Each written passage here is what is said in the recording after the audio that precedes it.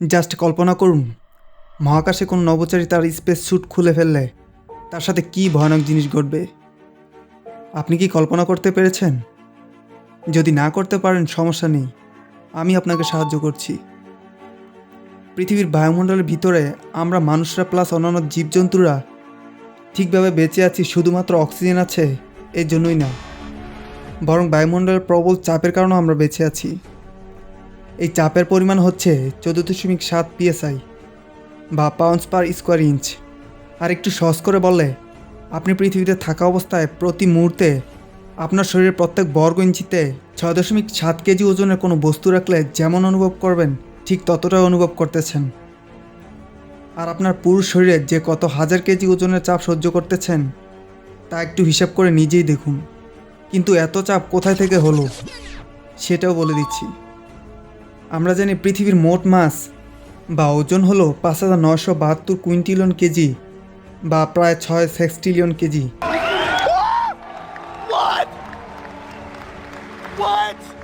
এত বেশি ওজন হওয়ার ফলে পৃথিবী একটি শক্তিশালী চুম্বকে পরিণত হয়েছে, যার ফলে বায়ুমণ্ডলে থাকা নানা উপাদান যেমন নানা গ্যাস, বালুকণা, জীবজন্তু, মানুষ, জড়বস্তু সকলকেই নিজের দিকে টেনে রাখছে।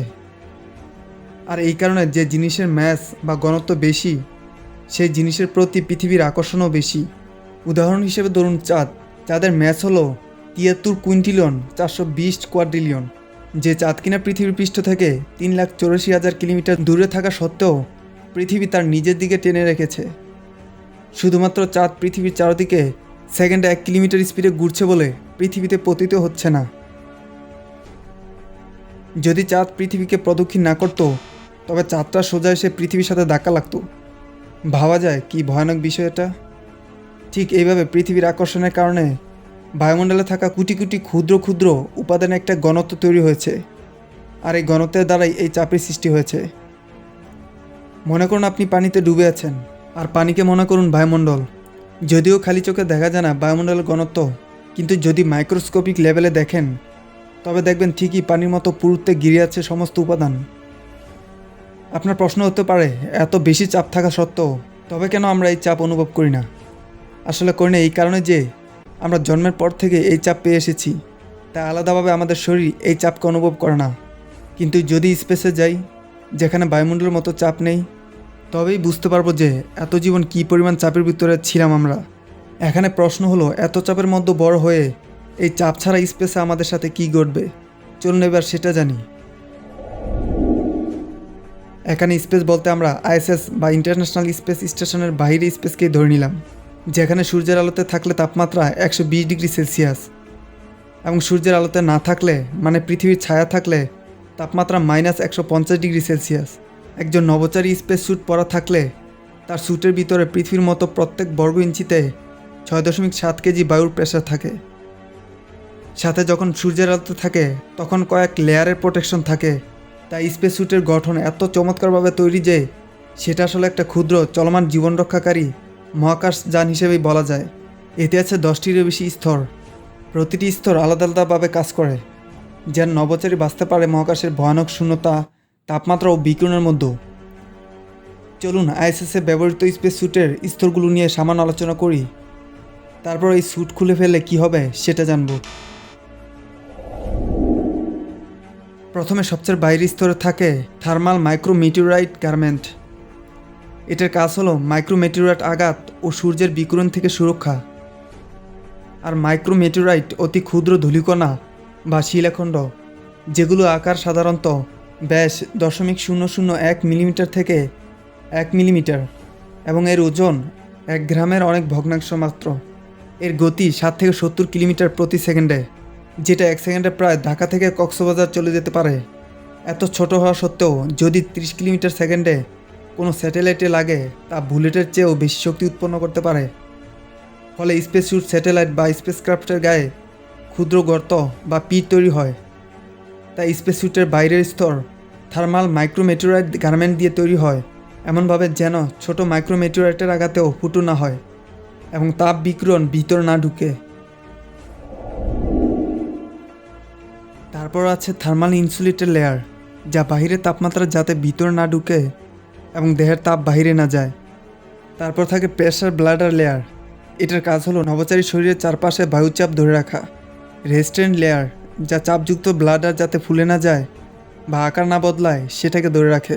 লিকুইড কুলিং এবং ভেন্টিলেশন গার্মেন্ট, যা নভোচারীর শরীরে তাপমাত্রা নিয়ন্ত্রণ করা। পাতলা স্পেন্ডেক্স কাপড়ের মধ্যে ক্ষুদ্র পানি বহনকারী টিউব থাকে, যা ঠান্ডা পানি এর মধ্য দিয়ে ঘোরে, ফলে শরীর ঠান্ডা থাকে। তারপরের স্তরে থাকে communication carrier assembly, snoopy cap, হেলমেটের ভিতরে থাকা মাইক্রোফোন ও ইয়ারপেসের সেট। এটাই নভোচারীদের মধ্যে কথা বলার মাধ্যম। তারপর থাকে হেলমেট এবং ভাইসর অ্যাসেম্বলি, যা মাথা ও চোখকে বিকিরণ, তাপ এবং মাইক্রোমেটিওরাইট থেকে রক্ষা করে। তারপর থাকে গ্লোভস, হাতের সূক্ষ্ম কাজ করা সম্ভব রাখা, আবার তাপ ও মাইক্রোমেটিওরাইট থেকে সুরক্ষা দেওয়া। একই মাল্টিলেয়ার সিস্টেম, মাইলার, ক্যাভলার, নোমেক্স। আঙ্গুলে সিলিকন কোটিং থাকে যেন সহজে ধরতে পারেন। তারপর থাকে জুতা সদৃশ বুটস, মহাকাশযানের বাইরে পৃষ্ঠে হাঁটার জন্য তাপ ও বিকিরণ থেকে সুরক্ষা। থার্মাল ইনসুলেটর লেয়ার ও কঠিন শোল, মাইলার, ক্যাভলার ও নোমেক্স সংমিশ্রণের দ্বারা তৈরি। এবং সর্বশেষ থাকে প্রাইমারি লাইফ সাপোর্ট সিস্টেম, যাকে PLSS বলে। এটাই আসল লাইফ সিস্টেম। এর মধ্যে থাকে oxygen tank, carbon dioxide filter, পানি কুলিং সিস্টেম, রেডিও যোগাযোগ ব্যবস্থা, ব্যাটারি ও তাপমাত্রা নিয়ন্ত্রণ ব্যবস্থা। বন্ধুরা, এই সকল সাপোর্টই থাকে একটা স্পেস স্যুটের ভিতরে। এগুলো চাইলে আরও বেশি বিস্তারিত বলা যাবে অন্য কোনো ভিডিওতে। আজকের ভিডিও টপিক এটা না, তা আংশিক ধারণা দিলাম। তাহলে আপনারাই ভাবুন, এত এত সুরক্ষার বাইরে যদি একজন মানুষকে রাখা হয়, তবে তার সাথে কি কি ঘটতে পারে। চলুন তাহলে সেটা জানি। প্রথমে পৃথিবীর ছায়া অর্থাৎ সূর্যের আলোর ছায়ার মধ্যে একজন মানুষ স্পেস স্যুট ছাড়া থাকলে বা খুলে ফেললে কি হবে সেটা জানি। প্রথম 1 সেকেন্ডে যা যা হবে, ফুসফুসে থাকা বাতাস তীব্রভাবে বেরিয়ে যাবে, কারণ ভিতরে প্রায় 1 অ্যাটমসফিয়ারিক চাপ, বাইরে প্রায় 0। কেউ যদি নিঃশ্বাস বন্ধ রাখে ফুসফুস ফেটে যাবে।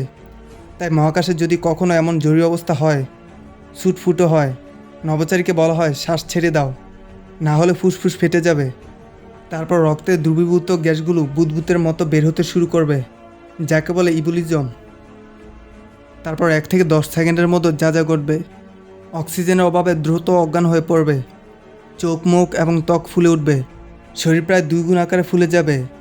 কয়েক সেকেন্ডের মধ্যে শরীরের বাইরের অংশ -100 থেকে 150 ডিগ্রি পর্যন্ত ঠান্ডা হতে শুরু করবে। রক্ত ও টিস্যু ভিতরে থাকা তাপের কারণে কিছু সময় তরল থাকবে, কিন্তু ত্বকের বাইরের অংশ বরফে পরিণত হবে। সম্পূর্ণ জমে যেতে প্রায় 1 থেকে 2 মিনিট সময় লাগবে। কম চাপের কারণে শরীরের তরল পদার্থ ফুটে ওঠে, যদিও তাপমাত্রা কম। 10 থেকে 30 সেকেন্ডের মধ্যে অচেতন হয়ে পড়বে এবং 30 সেকেন্ডের পরেই মস্তিষ্ক কাজ করা বন্ধ করবে। প্রায় 1.5 মিনিটের মধ্যে মৃত্যু অবধারিত। এবার চলুন দেখি সূর্যের আলোতে থাকলে কি কি হবে। 1 থেকে 5 সেকেন্ডের মধ্যে সূর্যের আলো ত্বকের সরাসরি বিকিরণ পড়বে। কোনো বায়ুমণ্ডল নেই যা আলোক রশ্মি ছেঁকে দিবে। আল্ট্রাভায়োলেট এবং ইনফ্রারেড বিকিরণ শরীরের কোষে ভয়ানক ক্ষতি করবে। ত্বকের বাইরের স্তর পুড়ে যাবে, চোখের কর্নিয়া পুড়ে অন্ধত্ব আসবে, তাপ শোষণে কোষ ফেটে যাবে। 5 থেকে 10 সেকেন্ডের মধ্যে রক্তে দ্রবীভূত গ্যাস বুদবুদ হয়ে বের হতে শুরু করবে। ত্বক ও শরীর ফুলে উঠবে প্রায় দ্বিগুণ আয়তনে। রক্ত সেদ্ধ হবে না, কিন্তু ত্বকের নিচে ফুসকুড়ির মতো ফুলাভাব হবে। মস্তিষ্ক অক্সিজেন অভাবে অজ্ঞান হয়ে যাবে। 30 থেকে 90 সেকেন্ডের মধ্যে অজ্ঞান অবস্থায় শরীর সূর্যের দিকে মুখ থাকলে ক্রমাগত বিকিরণ শোষণ করবে। ত্বকের প্রোটিন ও কোষ পুড়ে যাবে, অনেকটা মাইক্রো ওভেনের মতো বিকিরণজনিত তাপপ্রভাব। অক্সিজেনের ঘাটতিতে মস্তিষ্ক ও হৃদযন্ত্র কাজ করা বন্ধ করবে এবং অবশ্যই মৃত্যু অবধারিত হবে। তারপর দেখি মৃত্যুর পর কি হবে। যদি স্পেসে বাঁচতে থাকে, সূর্যের আলো পেলে দেহ শুকিয়ে যাবে, ছায়া থাকলে জমে যাবে। কোনো জীবাণু নেই, তাই পচন হবে না। হাজার হাজার বছরেও দেহ অপরিবর্তিত থাকতে পারে। তারপর ছোট ছোট মাইক্রোমেটিওরাইটের আঘাতের কারণে স্পিড কমতে কমতে একসময় বায়ুমণ্ডলে প্রবেশ করে পুরে ছাই হয়ে বায়ুমণ্ডলে মিশে যাবে। মূলত এইভাবেই একজন নভোচারী স্পেস স্যুট খুলে ফেললে বা ফুটো হয়ে গেলে তার সাথে এইসব বিষয় ঘটবে। বন্ধুরা, আশা করি পুরো বিষয়টা সকলে বুঝতে পেরেছেন।